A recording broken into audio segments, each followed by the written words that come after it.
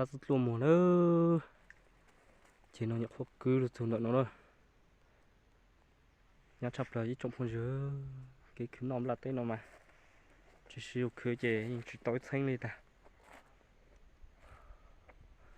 cho phong dứa chuyện ta tạo ra cho phải nữa nếu không mấy cho từ chú là nó phải nó thì mà bộ sẽ dọn đủ cho nó nè cho nó xem nó ta chỉ mà bàn đầu dùng chập đời nó cho nó nè chè cú đá phò dùng cột tiền nữa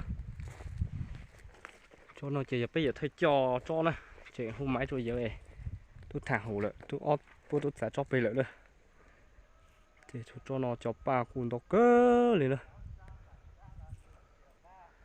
sau mà cho lên nó có thể cho ba nữa cho phần gì nữa cho ba mà chơi hay luôn cho tiền nó cũng cho ba nữa vào tiệt mà tất lên thì cũng chỉ thay nè đấy đặt giá mình sẽ giá nó chỉ nó này giá nó đó cho bên một xe chó bên tôi cứ tao trốn ra này sử dụng một chén này nhân trả họ là nó cứ tao chỉ một cho lại nó theo không có hành nữa cho bàn lục cửa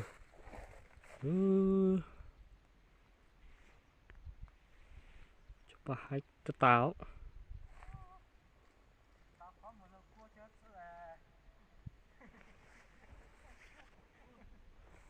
ra nó chỉ nó mà nhặt tao chỉ nó mà ó tụ cứ nữa đi ó giờ cứ chỉ liều rồi chỉ lấy bên đá to luôn chỉ nó mà lọt chập rồi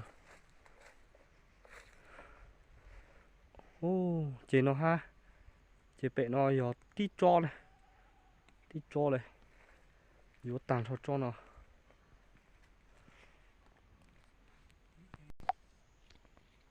chỉ thì bị cứ cho tí nói nữa cái cô hay cho thích đùa nè thích đùa tuổi chiều nữa bé tuổi chiều nữa thích chiều tuổi chiều nữa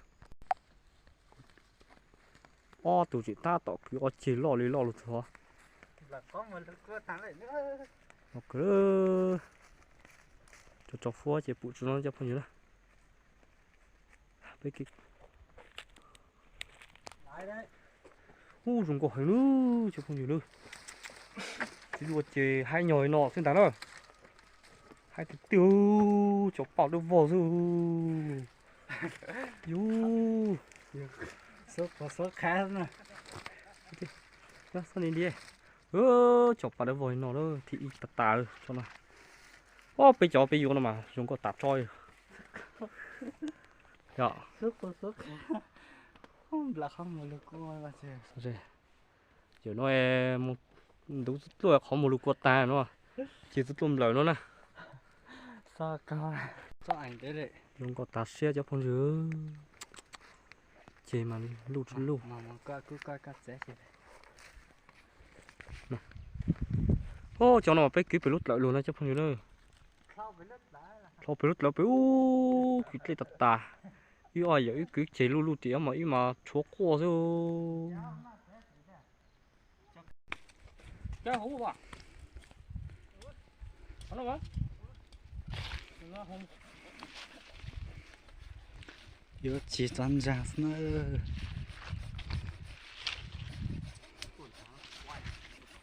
chỉ mì xí ôi chuột trẻ cho chơi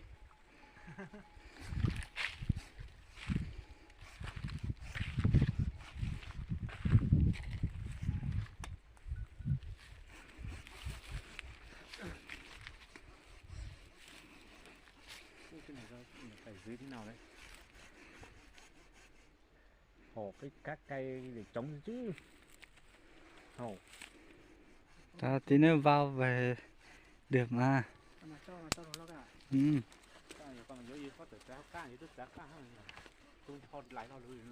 dạ rất lo xin lại con cái sao mà mệt thật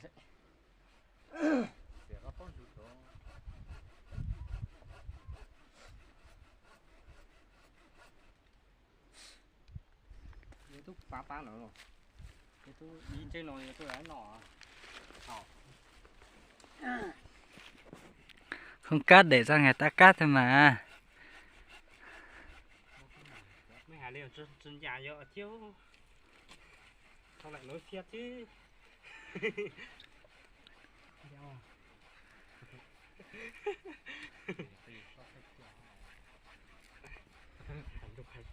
Chuột chuột kìa. Giờ này thứ hai giờ không? Quay đi so thế này. Ủa dư. Dư lại. Qua nhà dưới là tôi có thể quay. Chạy giờ tôi tao à. Có chợ chè nó anh cháu. Chợ chắn rồi. Để cá ở cá trùng sáng á. Thích thì không đi. Cá trùng sáng. Cái tôi chút thôi tôi này anh này. Từ Từ chiên sáng đấy, từ chiên sáng đấy.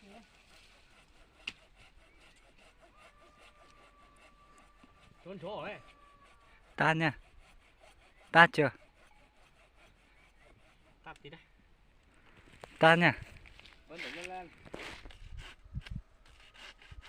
tôi không có ta. Ôi xong mà giờ giống qua cái này cái na. Có thầy YouTube mình có muốn thấy tôi YouTube nói chứ.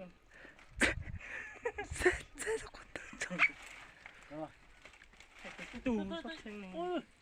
Lên nét. Cái này chưa đã.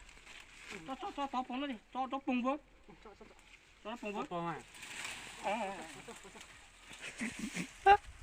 Có tên nó cày lại. Chỉ có ít chơi ở tuổi. Tỏ nó cho con nhớ đây. Bây giờ có một cái to luôn. Bốc kia cho nó. Bê từ cái tỉ ta tỏ cứ đây. Mama. Chú cho má. Nó bỏ luôn. Hai chuối chê về. Này cắt. Này lấy cái này cắt đi. Sợ nó khoan thua thôi. Nhưng mà chắc là vẫn được.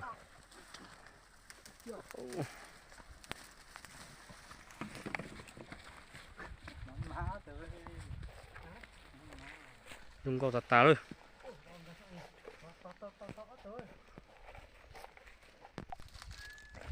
Ta sử dụng chót lú rồi giờ ấy. Nãy chót lơ mà anh cho họ. Chót lơ mà bá đây ta, sao mà chót lú thế.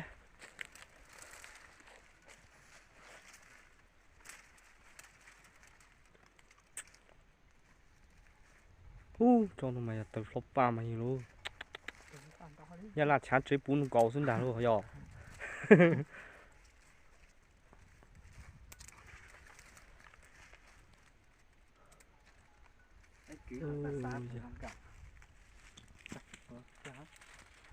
Rong xứ xứ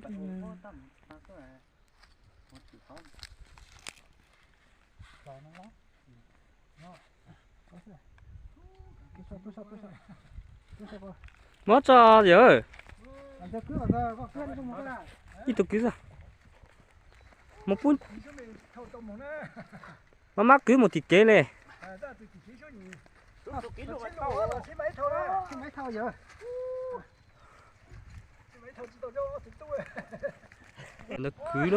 cứ giống mà cười rồi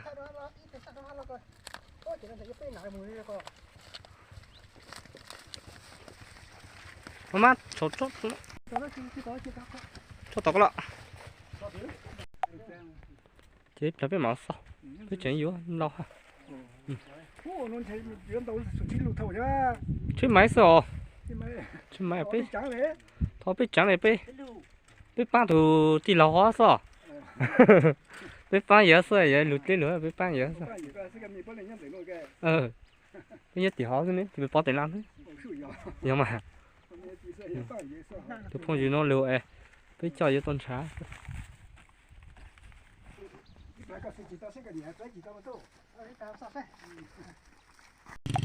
tọt chi nào đây thì giống như nhờ nào đây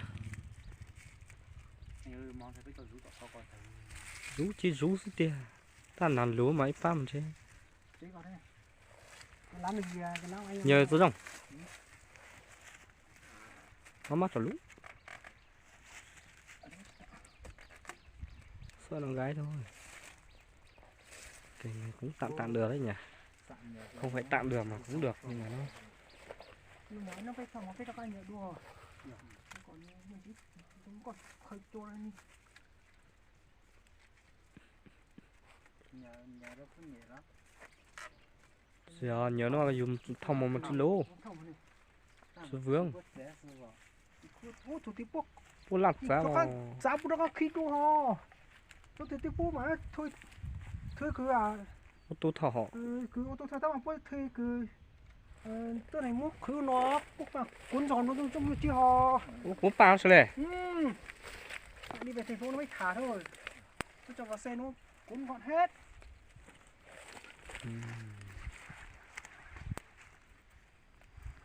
bây giờ cho tốt lâu rồi tôi tuần qua tăng gây tôi nó cho tăng gây tôi nó lấy mà cứ lấy mà như này nhặt vô lấy mà như làm áo bít túi